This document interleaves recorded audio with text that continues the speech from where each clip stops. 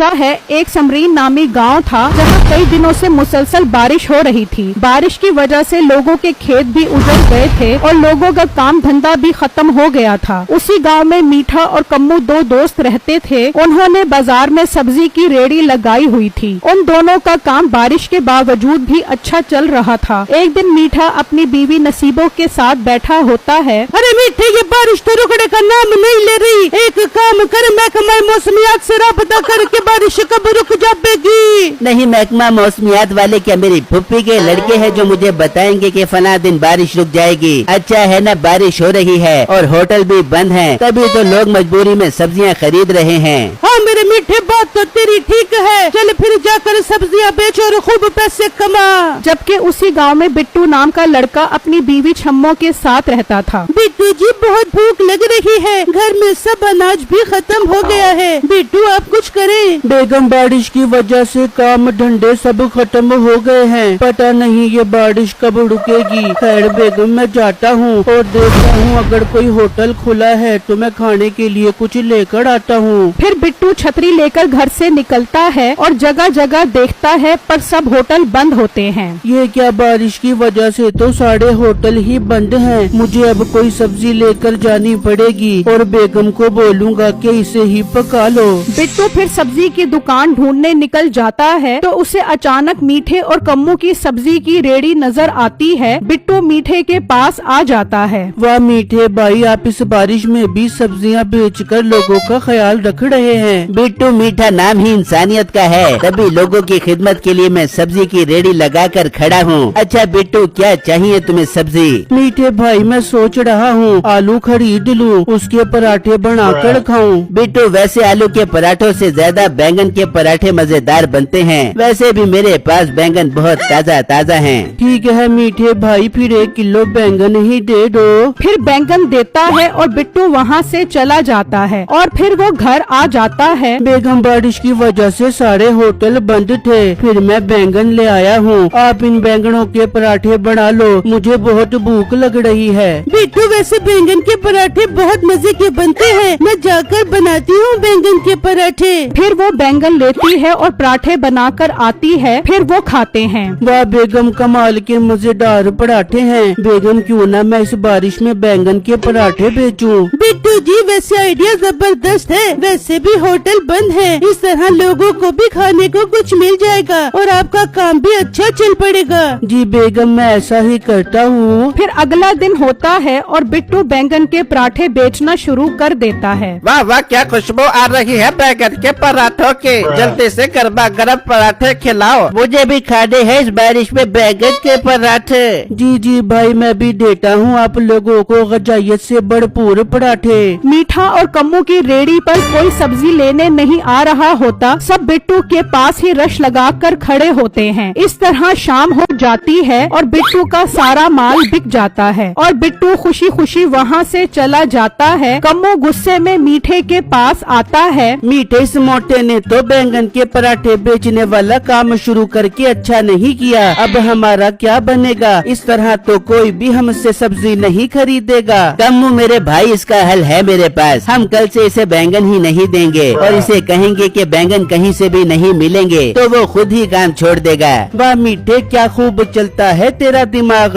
फिर अगला दिन होता है और बिट्टू मीठे के पास आता है। मीठे भाई, आपके बैंगन के पराठों वाला मशवरा तो काम ही कर गया। कल तो मैंने अच्छे खासे पैसे कमाए बैंगन के पराठे बेचकर। आज मैं आपसे 5 किलो बैंगन खरीदने आया हूँ। मोटे पेट वाले गेंडे, कोई बैंगन नहीं है मेरे पास। पर मीठे भाई, आपकी रेहड़ी पर तो बैंगन मौजूद हैं। मोटे, मेरा दिमाग खराब न कर। जब बोला है कि बैंगन नहीं है तो चल, शाबाश मेरा पुत्र, निकल यहाँ से। फिर बिट्टू परेशान कम्मू की रेहड़ी पर आता है। वो भी बैंगन देने से इनकार कर देता है। बिट्टू बहुत परेशान हो जाता है और उदास घर आता है और अपनी बीवी छम्मो को सारी बात बताता है। बिट्टू, ये तो लोगों की गलत बात है जो उन्होंने बैंगन नहीं दिए आपको। बिट्टू जी, क्या गांव में कहीं भी बैंगन नहीं मिलेंगे? बेगम, गांव वालों की बारिश की वजह से सारी फसलें तबाह हो गई हैं। अब कहीं से भी बैंगन नहीं मिलेंगे। बिट्टू, फिर हम क्या करेंगे? बेगम मैं कल जंगल जाकर तलाश करता हूँ, शायद वहाँ पर कोई बैंगन की फसल मिल जाए। फिर अगला दिन होता है, बिट्टू कुल्हाड़ी लेकर घर से निकलता है। अब बारिश भी रुक गई होती है। बिट्टू जंगल में पहुंच जाता है और चलते चलते वो जंगल में बहुत आगे निकल आता है तो उसकी एक जगह पर नजर पड़ती है। वो ये देखकर चौंक जाता है, वहाँ बहुत बड़े बड़े बैंगन लगे होते हैं। मैं आखिर बैंगन ढूंढने में कामयाब हो ही गया। अल्लाह तेरा लाख लाख शुक्र है। फिर बिट्टू आता है। ये तो बहुत बड़े बड़े बैंगन है। मैं आज क्यों ना एक ही बैंगन ले जाता हूँ। इस तरह रोज बैंगन ले जाया करूँगा और अपने कारोबार को अच्छे से चलाऊंगा।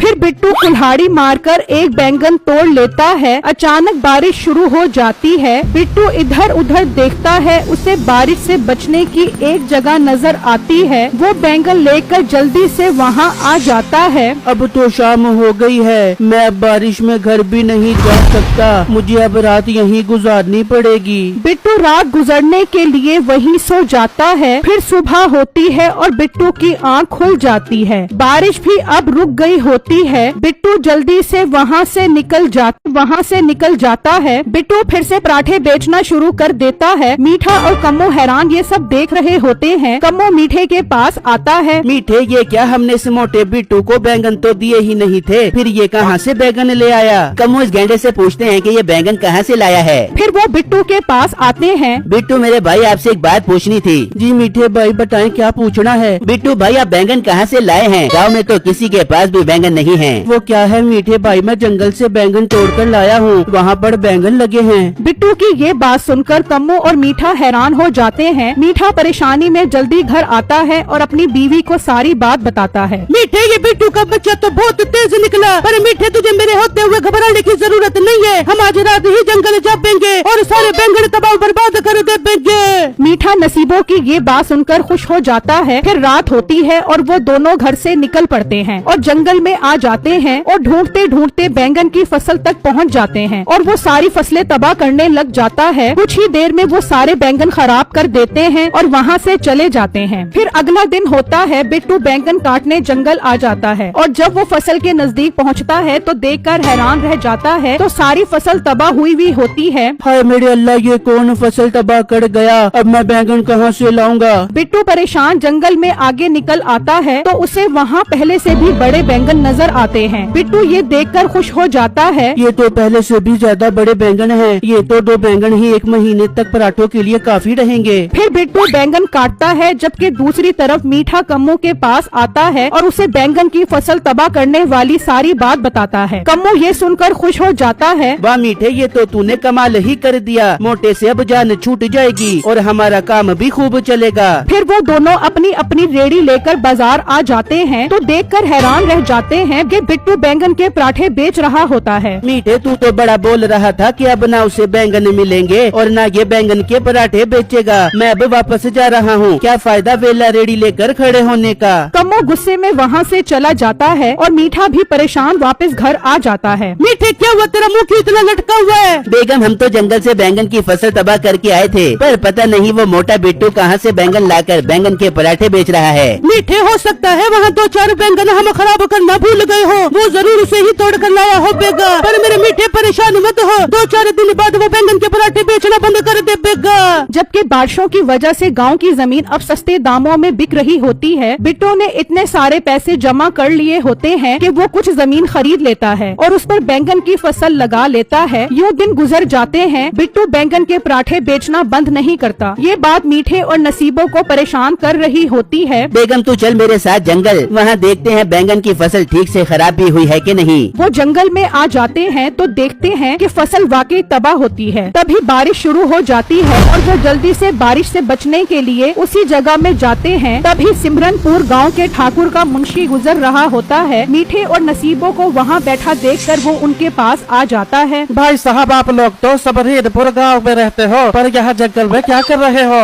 वो क्या है मुंशी साहब, हम जंगल में वॉक करने आए थे, अचानक बारिश शुरू हो गई तो हम यहाँ पर बैठ गए। पर मुंशी जी, आप जंगल में क्या कर रहे हो? वो क्या है, ठाकुर साहब ने सिंगारपुर गांव से ऐसे बीज मंगवाए थे जिससे बड़े बड़े बैगन लगते हैं। मैं वही देखने आया था कि बैगन कितने बड़े हुए हैं। अच्छा, जैसे बारिश रुके तुम लोग चले जाना, मैं जाकर बैगनों का जायजा लेता हूँ। फिर मुंशी वहाँ से आगे बढ़ता है। मीठे इससे पहले कि मुंशी बैंगन तबाह हुए देख के भाग गया से। फिर वो दोनों वहाँ से भाग जाते हैं और मुंशी जब बैंगन की फसल तक पहुँचता है तो देखकर हैरान रह जाता है कि सारी फसल तबाह होती है। वो जल्दी से वहाँ से निकलता है और ठाकुर के पास आकर बैंगन वाली सारी बात बताता है। ये क्या बोल रहा है मुंशी, वो फसल कैसे तबाह हो गई? वहाँ तो कोई इंसान आता भी नहीं है। फिर मुंशी ठाकुर को मीठे और नसीबों के वहाँ मौजूद होने के बारे में बताता है। ठाकुर को ये सुनकर बहुत गुस्सा आता है। फिर ठाकुर सब गाँव वालों के सामने मीठे और नसीबों को बुलाता है। मीठे, तुम लोग सच सच बताओ, तुम लोगों ने ही जंगल में मेरे बैंगनों की फसल तबाह की है ना? वैसे तो मुझे सब पता है, वो तुम लोग ही हो। मैं चाहता हूँ कि तुम सब गांव वालों के सामने अपना जुर्म का एतराफ करो। नहीं ठाकुर साहब, हमने कुछ नहीं किया, हम तो वहाँ सैर करने गए थे। मुंशी, ये लोग ऐसे सच नहीं बोलेंगे, ले जाओ इन्हें अपने साथ। जब इन्हें डंडे पड़ेंगे तो ये सब सच खुद उगलेंगे।